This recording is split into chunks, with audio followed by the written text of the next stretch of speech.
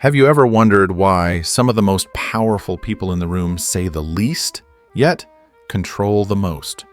In a world addicted to noise where everyone is talking, explaining, defending, and performing, there is something hauntingly powerful about the person who doesn't need to speak. This is not shyness. It's not fear. It's strategy one that Niccolo Machiavelli mastered centuries ago, and that remains brutally effective in the psychological battlegrounds of today. Machiavelli understood something most people still don't. Words are not just sound, they are currency. And like any currency, their value depends on how they are spent. When you speak too much, too quickly, too emotionally, you cheapen your influence. You expose your intentions, your position, your vulnerabilities. But when you choose silence, disciplined, deliberate silence, you force the world to adjust around your absence. You become a mystery, a mirror, a force. The first principle in the Machiavellian arsenal is simple but rarely mastered. Never speak when silence does the job better. Think about it. When someone disrespects you, your instinct is to react, defend yourself, explain your worth, prove your innocence. But in doing so, you give them control of the narrative. You confirm their importance by responding. Instead, what if you said nothing? What if you let your silence do the punishing? Silence used correctly isn't avoidance, it's warfare. It creates psychological tension that people can't ignore. They start filling the space with their own projections. Did I mess up? Is he planning something? Why isn't he reacting? The moment you stop speaking, they start unraveling. Their guilt grows, their curiosity spikes, and their power over you dissolves. And all you had to do was stay quiet. Machiavelli didn't believe in arguing with fools or explaining himself to those who had already decided to misunderstand him. Instead, he believed in what can only be called weaponized absence, a silence so precise, so unnerving that it forces others to reveal who they really are. When you step back instead of stepping in, when you go cold instead of getting loud, you make people show their hand without ever revealing your own. There is a reason why judges don't shout, why CEOs don't explain every decision, why the most respected person in the room often speaks last or not at all. Silence is not weakness, it's restraint, it's presence. And it's often the most powerful language in the game of influence. Now let's go deeper. Silence doesn't just change how others see you, it changes how they see themselves. When you withdraw your voice, your presence, your attention, you trigger a shift in their psychology. They begin to feel the loss. They feel the vacuum. They feel powerless. And the truth is, people don't regret what they lost nearly as much as they regret what they can no longer reach. Silence, when used well, doesn't just punish, it haunts. And in conflict, silence becomes a fortress. When someone tries to provoke you, insult you, drag you into emotional chaos, don't flinch. Don't speak. Don't play their game, because once you speak, they've succeeded in pulling you into their frame. But when you remain still unshaken, they lose their script. The performance falls apart, and suddenly the crowd starts watching them. Not you. This was Machiavelli's genius. He knew that most people were too loud, too eager to be heard, too desperate to prove. He saw that silence used with precision is dominance. He didn't shout. He didn't beg. He moved pieces quietly. He let his silence make people nervous, then make them reconsider, then make them change. To use silence this way requires emotional discipline. You must kill the need to be understood. You must be okay being misread, underestimated, even blamed, because your silence is not about their approval. It's about your control, and control doesn't scream. It whispers, it waits, and when the moment is right, it moves without warning. So the next time someone pushes you, tests you, disrespects you, don't react. Don't give them the power of your voice. Let them sit with their own noise. Let them feel the weight of your absence. Let them learn what Machiavelli taught the wise. Silence doesn't mean you lost. It means they no longer matter enough to respond to. And that in the game of power is the loudest message of all. What makes someone unforgettable? Is it their kindness, their accomplishments, their charisma? Maybe. But more often it's their mystery. In a world addicted to certainty, where most people overexpose themselves in the desperate hope of being understood, there is something dangerously powerful about the person who withholds not out of fear, but by design. Someone who never gives you the full map. Someone whose next move you can't predict. Someone whose story feels unfinished, yet magnetic. That's who you become when you master Machiavelli's second law of attraction. Guard the unknown. Attraction does not begin with facts. It begins with imagination. When someone knows too much about you too quickly, your schedule, your heartbreaks, your inner world, you become solved. There's no room left for curiosity. No tension, no pursuit. You've given them the ending before they've finished the first chapter, and the story dies. Machiavelli understood this instinctively. He didn't just control his image, he curated uncertainty. He knew that people respect what they can't fully grasp. That curiosity fuels desire, and desire is always more potent when it must fill in the blanks. Think of it like this: a thriller that reveals the killer in Chapter 1 has no suspense. A magician who explains his trick kills the magic. A man who explains himself too early becomes emotionally disposable. He becomes ordinary. And that is your greatest threat in the modern age, being ordinary. Most men kill their mystique by over-communicating. They text back instantly. They narrate their thoughts like a podcast. They confess past wounds to strangers hoping for connection, but receiving only quiet disinterest in return. They expose everything because they mistake vulnerability for value. But here's the harsh truth. Vulnerability is only valuable when it's earned, and most of the time it's not. To guard the unknown is to pace revelation like a master storyteller. You release fragments. You speak in metaphors. You drop half-finished ideas that invite curiosity instead of giving away your core. You replace I'm just at the office doing the usual with taming a small dragon today. Tell you later. That line says everything and nothing, and that's the point. It forces her to wonder, and the more she wonders, the more invested she becomes in finding out who you really are. Every man who has mastered attraction knows this curiosity is the fuel of desire. And curiosity dies the moment she feels like she's already seen the full blueprint of your life. So, how do you create this sense of mystique? Start by controlling cadence. Never be immediately available. Not because you're playing games, but because you're already busy building something.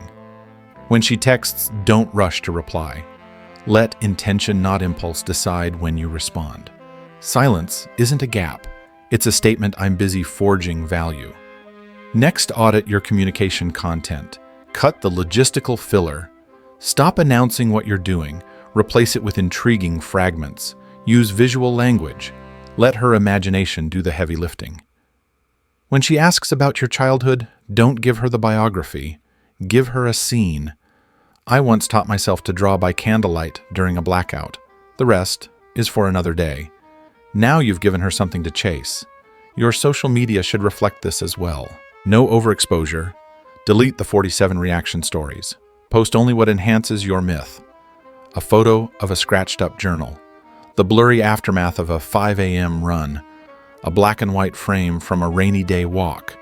Each image should raise more questions than it answers. That is how you become memorable. Mystery must always be paired with substance. Otherwise, it's just emptiness in disguise. So, while you're guarding the unknown, be building something real. Learn a new language. Master a discipline. Build a side hustle. The next time someone tries to figure you out, let your actions confuse them. One day, she'll see you reply in fluent Spanish, or glance at the knuckles you bruised in sparring, or catch wind of a side project that tripled its revenue while you said nothing. Now your silence becomes not just compelling, but credible. The final key is consistency. One mysterious reply followed by a flood of oversharing ruins everything. Mystery must be your brand. Speak 80% of what you want to say, then stop. Save the last 20% for the next time. Let your life be a vault with layers no one gets to open unless they've earned the key. Because when a woman can't quite figure you out, she keeps trying. And every attempt creates more investment, more attraction, more pull. This is how you flip the script. You don't chase attention. You create tension. You don't explain who you are. You let her try to find out. And in that space, between the seen and the unseen, is where desire lives. Machiavelli never said, be honest with everyone. He said, control what they know. Let them chase what they don't. And when you do that, they won't just want to know you. They'll need to. Have you ever noticed how quickly people lose respect the moment you start explaining yourself? You say something bold, something honest, and they raise an eyebrow. They challenge you. Test, you poke at your confidence.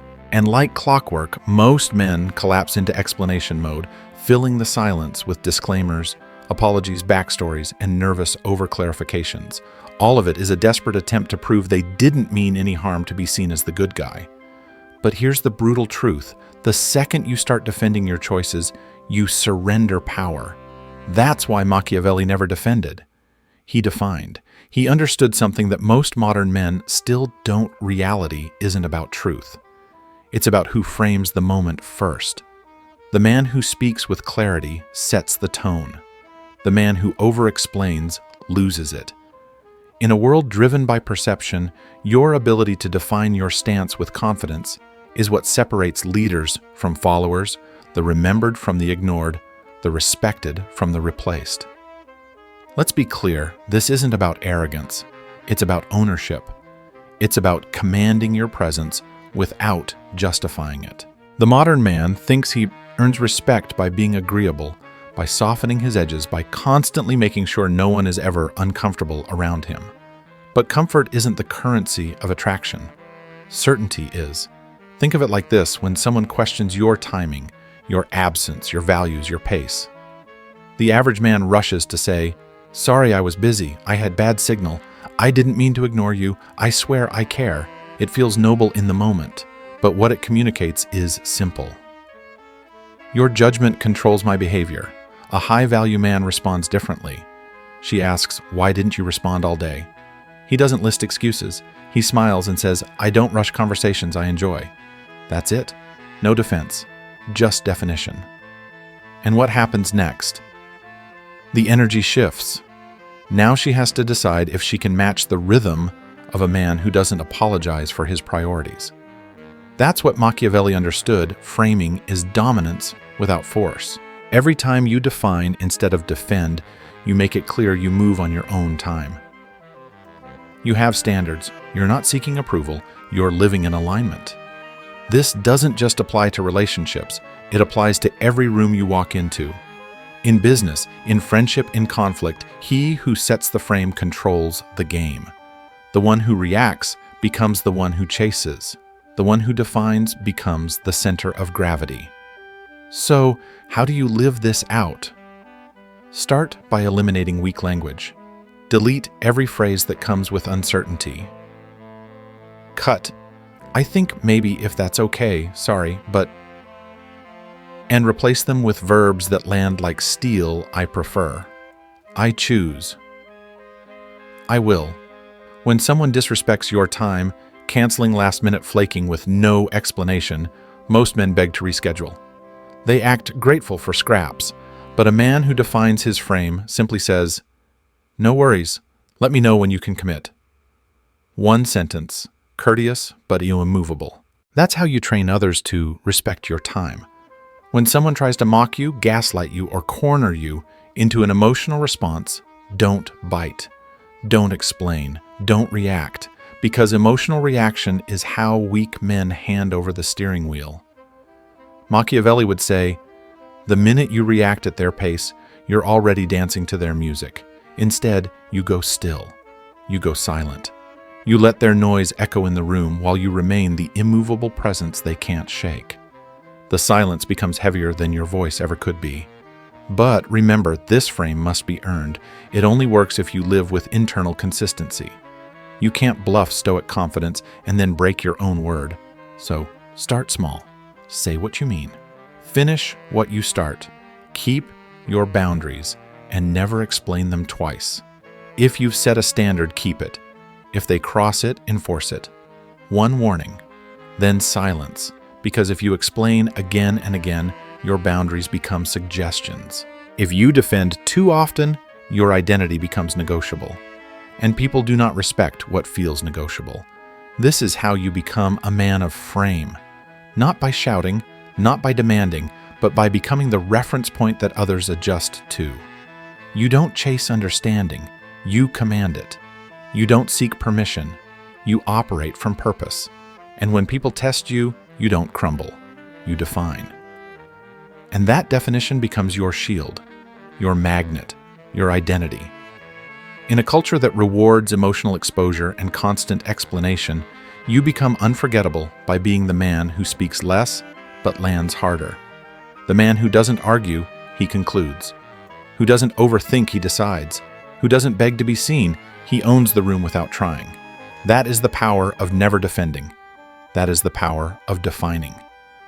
What if the very thing that makes you attractive, your emotion, is also what's making you disposable? Most men today give their feelings away like junk mail. A soft smile from her, and they unload months of admiration. A text reply, and they light up like a fireworks show on the 4th of July. Compliments flow, attention floods, energy bleeds, and for what? A glance. A chance Machiavelli would have called it emotional bankruptcy. Because just like in finance, when you flood the market with something, it loses value. When your praise, your interest, your validation is given freely without effort, without standard, without pacing, it becomes worthless. And worse, it becomes expected. That's where emotional selectivity enters. Not emotional coldness, not manipulation, but discipline. You don't stop feeling, you start filtering. You give your feelings market price, and that price is set by effort, consistency, and alignment. This begins the moment you wake up. Before you hand out a single "Good morning, beautiful," you should have already earned your own dopamine. Hit the gym, make progress on your project. Read 10 pages of something deeper than a scroll. When your sense of self comes from internal victories, external attention becomes seasoning, not survival. Now when she texts busy today, you don't reply mid-set. You finish your mission, then respond if it's worth it. And she feels it. She feels your frame. She feels the calm. She senses that your emotions are self-regulated, not up for grabs. Next, we move to the art of praise. Most men drown women in lazy compliments. You're gorgeous. Wow, you're amazing. I can't stop thinking about you. But anything common becomes noise, and nothing screams desperation like daily flattery for zero effort. Instead, you reserve praise for moments that align with your standards, her curiosity, her consistency, her presence. One well-placed compliment said with precision lands with more weight than 20 heart emojis ever could. And here's the twist, she starts chasing your approval. She starts wondering, what else do I have to do to earn another moment like that? That's when the power dynamic flips. Now she performs for your attention. Now she's invested. But emotional selectivity isn't just about praise, it's about disappointment control too. Let's say she flakes on plans at the last minute. Most men panic, they rage, they sulk, or worse, they beg to reschedule. That's emotional poverty. You, on the other hand, send one line, "Let's try another time," when you're sure. No lecture, no guilt trip, no reaction. You pivot, back to your goals, back to your circle, back to the mission. And that's silence. It speaks louder than any emotional outburst ever could. It says, my time is rare, my presence is earned, and she either adjusts or disappears. Either outcome brings clarity. That's the gift of selectivity. It filters quality. In conversation too, the selective man doesn't overshare. When she tells you something vulnerable, you don't launch into a matching trauma dump. You acknowledge, you listen, you connect. But you don't spill everything. You calibrate intimacy like scuba diving depth in measured descent, not a reckless plunge, because emotional control isn't suppression, it's proportion. Surprise warmth when she earns it. Inside jokes, thoughtful glances, shared silence that says more than paragraphs. but you always return to emotional baseline, to that calm center that can't be shaken. To sharpen this skill, you must track your triggers. For 1 week, journal every emotional nudge, a compliment, a delay in texting a flirt, a jab, and match your responses to the size of the stimulus. Smiley for a smiley. Paragraph for a paragraph. Never react tenfold. Train yourself to feel deeply but express precisely. That's how kings operate.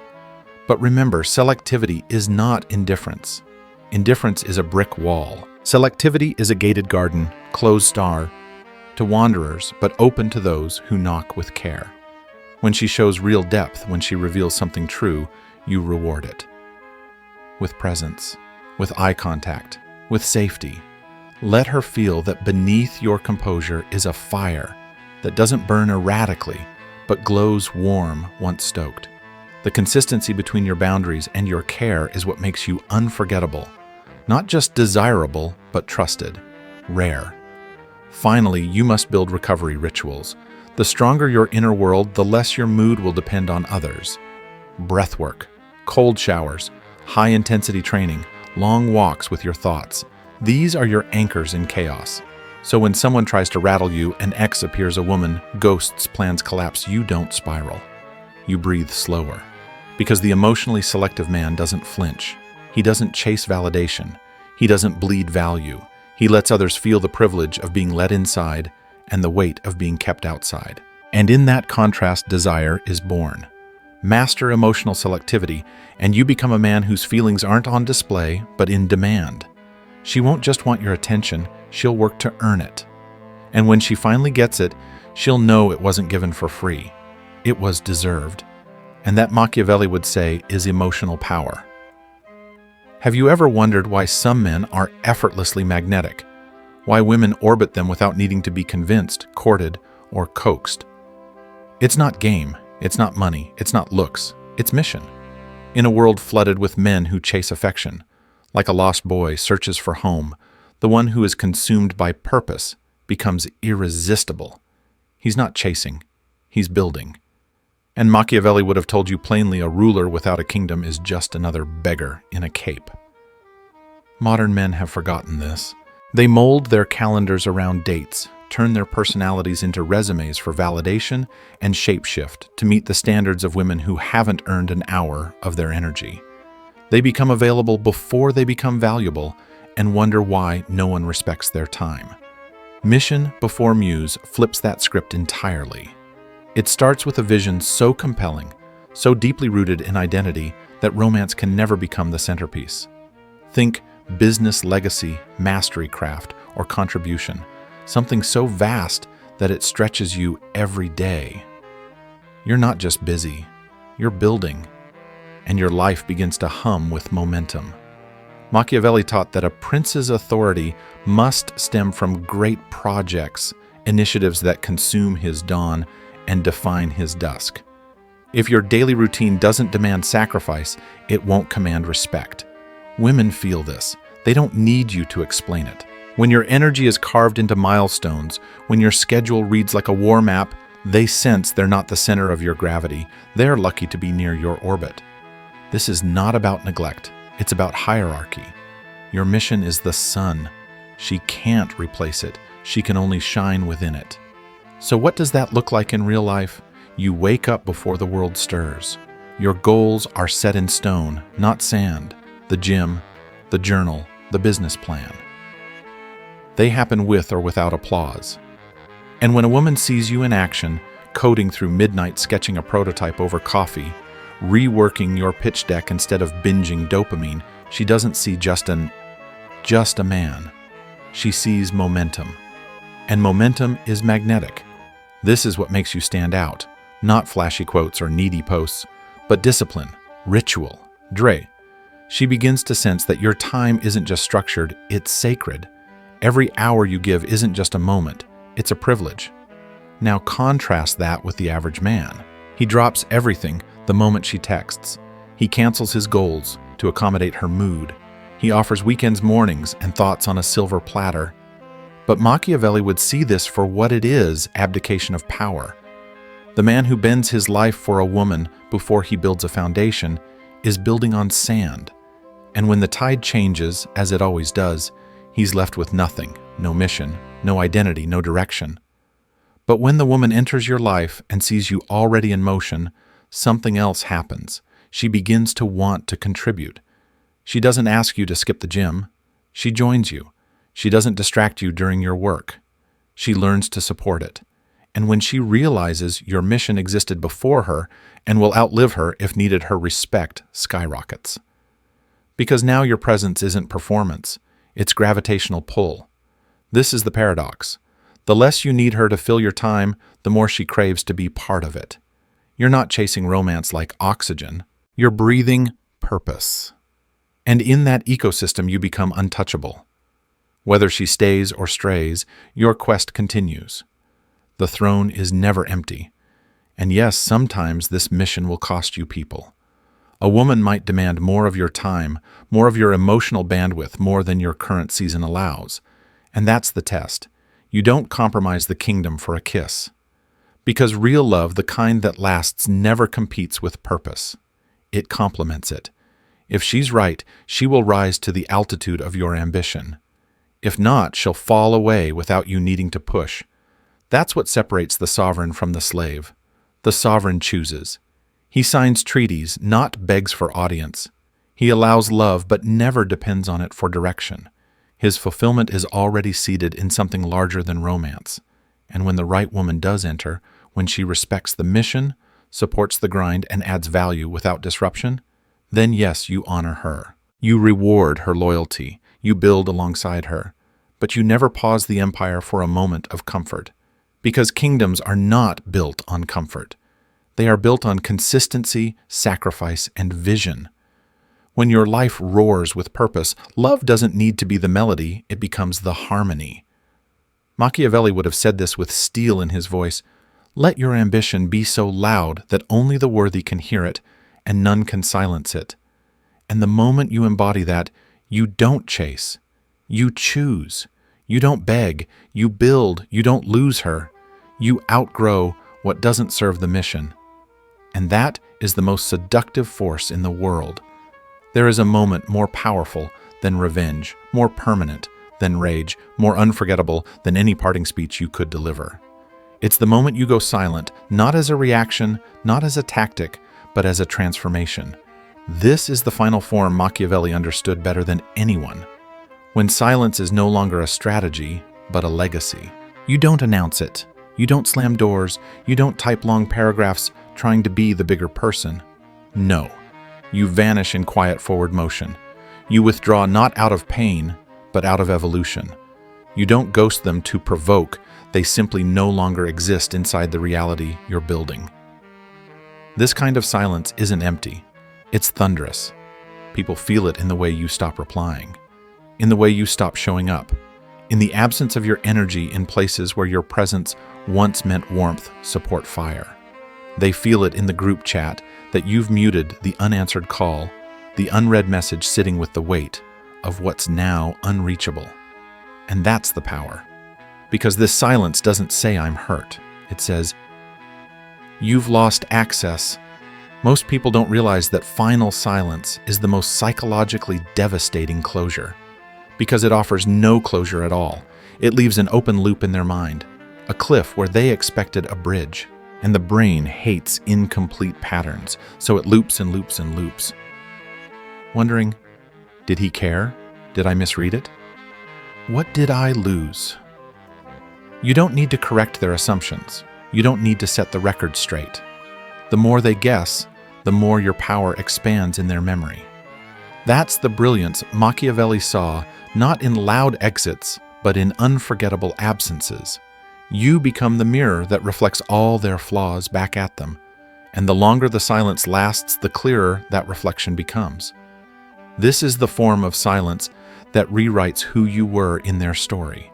Suddenly, you're no longer the one they dismissed, betrayed, underestimated. You're the one who disappeared with composure and now lives in a chapter they can't close. You see, people don't regret what they lost. They regret what they can no longer reach. That's why this silence haunts them. It isn't just that you're gone, it's that you left without a trace, without giving them the power to define the ending. They can't say he overreacted. They can't say we talked it out. They're left explaining themselves to people who didn't ask. They're left wondering if they were ever that important to you in the first place. And that fracture, that psychological cliff, that's where the power lives. You no longer fight for your place. You let the vacuum do the talking. You let time pass without them hearing your name, your laughter, your voice, and it becomes unbearable. They post just loud enough for word to reach you. They watch your stories hoping for a sign, but you give them nothing. Not to hurt, not to tease, but because you're gone. Gone in the only way that makes them question their entire behavior irretrievably. This is where most people fail. They leave with a speech. They slam the door with emotion. They try to teach a lesson with noise. But Machiavelli would never lower himself to explanation. He knew the mind breaks faster in silence than under fire. Because silence doesn't just end the relationship, it ends the narrative. And when there's no narrative, the brain creates one. They begin to rewrite your worth. Not because you told them to, but because your absence forced them to. They fill in the blanks with guilt. They scroll old messages for clues. They hear your name and feel their stomach tighten, not because of you, but because of what they know they lost and never got to fix. When you disappear like this, it's not escape. It's ascension. You didn't leave to avoid the pain. You rose above the noise to build in silence. And the life you build afterward becomes the proof. Your success, your peace, your absence from all drama becomes the monument they stare at from a distance. And they realize you never needed to say a word, because your silence said everything. This is the silence that becomes myth, the one that doesn't just remove you from their life, it changes the temperature of every room they walk into afterward. They wonder if you're there. They hear your name and pause. They remember moments not with fondness, but with ache. Not because you were cruel, but because you were final. You didn't just leave. You vanished at your peak, while they still wanted more, while they still had questions, while their ego still whispered that they could get you back if they really tried, but they can't. And that's the lesson. Final silence is not revenge. It is spiritual warfare. It's the kind of absence that rewrites history, ruptures ego, and turns you into a warning they never saw coming. That's the final form. The kind of silence that makes them whisper your name, long after yours has forgotten theirs. At first, you use silence as a tactic, a pause before a reply, a delayed message, a withheld explanation. But if you practice it long enough, something shifts. It stops being something you do and becomes something you are. You're no longer silent to prove a point. You're silent because your energy has evolved past the need to be constantly understood. In a world addicted to validation, noise, and performance, your stillness becomes unbearable for others, but for you, it becomes home. This is where silence transforms from technique into essence, from a strategy into an identity. Most people talk because they fear being forgotten. They argue to be right, explain to be liked, overshare to feel connected. But what they're really doing is trying to manage perception with volume. Machiavelli understood that the more you speak, the more you reveal your thoughts, your wounds, your fears. The man who can sit in a room, say nothing, and still shift the atmosphere, that is the man who has transcended the need for noise. When your silence becomes identity, everything about you sharpens. People approach you more cautiously. They second-guess what to say. They begin reading not just your words, but your pauses, your eyes, your posture. And why? Because silence creates mystery, and mystery demands interpretation. And interpretation gives you power because now they're doing the work for you. Your value no longer lies in what you say, but in what you withhold. This isn't arrogance, it's presence. It's choosing not to be available for every reaction, every narrative, every battle for attention. When you speak less, the few words you do say carry weight. When you show up less, the moments you do appear command gravity. You no longer compete. You orbit nothing. You become the axis. And here's what most never understand: when your silence becomes identity, you don't just control perception, you control expectation. People stop expecting immediate answers. They stop assuming access to your emotions. They learn to wait, to adjust themselves to your rhythm. Because that's what power is: not controlling others, but forcing them to recalibrate around you. You've now exited the game of chasing approval. You've stopped explaining your worth. You let silence do what words never could: separate you from the masses who beg to be heard. You let the absence of reaction define your boundaries. You become calm under pressure, unmoved by provocation, emotionally untouchable in the face of insult or betrayal. This isn't about becoming cold. It's about becoming so composed that nothing outside you dictates your internal state. That's true emotional sovereignty. That's what Machiavelli meant when he implied that the strongest man isn't the one who shouts the loudest, it's the one whose silence is feared the most. And as this becomes your nature, something beautiful and terrifying happens. People stop testing you. Not because they fear your wrath, but because they sense you no longer play by emotional rules they can manipulate. They don't know what you'll do or how far you'll go or what you've already decided. They just feel that whatever it is, it will be decisive, quiet, and irreversible. Silence at this level becomes reputation armor. You no longer advertise your growth. You let others witness it too late. You don't argue about your boundaries. You let people learn by losing access. You don't defend your decisions. You let results answer the questions you didn't. And when someone finally asks, "Why don't you say anything anymore?" you smile. Because by the time they notice, the shift is already complete. You are no longer the man who needs to be understood. You are the man who must be interpreted. A man whose absence speaks louder than most people's declarations. A man whose silence is now a signature. This is where Machiavelli's lessons transcend tactics. They become truth. You speak when it moves the needle. You vanish when presence would cheapen your standards. You no longer fear misunderstanding because you understand yourself so completely that the external narrative becomes irrelevant. And in this final evolution, you don't lose connection, you filter it. The right people recognize the strength behind your restraint. The right women lean in not because you chase, but because they can't predict you. And the wrong ones, they fall away suffocated by their own need for validation. You don't become lonely, you become legend, because silence, when mastered, doesn't create distance. It creates demand. It multiplies impact. It turns your life into a locked door, and only those with the right key of character ever get in. And even then, they must knock with intent. That's when silence becomes more than power. It becomes a myth, an echo, a memory that haunts, a warning they tell others about, and a presence that reshapes every room you no longer enter. This is the final form.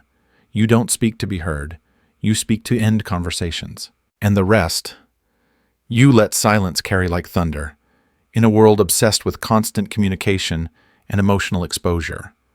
The most powerful move you can make is to master the art of silence, not as weakness, but as strategic self-control. Machiavellian wisdom teaches us that silence isn't the absence of response, it's the presence of discipline. When you speak too much, you give others a blueprint to your emotions, intentions, and insecurities. But when you pause deliberately calmly, you shift the dynamic. People begin to wonder, to adjust, to feel your presence more in your absence. In your everyday life, this means stopping the impulse to over-explain, to chase validation, or to react emotionally to disrespect. Instead, let silence do the work. Walk away without drama. Let your distance deliver the message. Power isn't in the volume, it's in your ability to remain still when others unravel. Use your words sparingly. Use your presence like a spotlight, not a floodlight. The less they know, the more they notice. Remember, people don't fear what you say. They fear what they can't predict. And when your silence becomes a mirror, others will confront truths they can no longer avoid. That's not passive. That's power.